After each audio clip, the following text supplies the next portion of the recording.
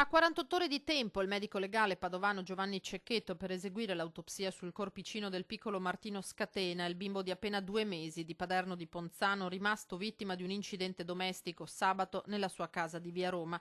Il papà Diego, maresciallo in forza al nucleo di polizia economico-finanziaria della Guardia di Finanza di Treviso, lo aveva in braccio mentre scendeva la scala, non si è accorto dell'ultimo gradino, si è sbilanciato e il piccolo ha sbattuto la testina contro lo stipite di una porta, un trauma cranico che si è poi rivelato fatale.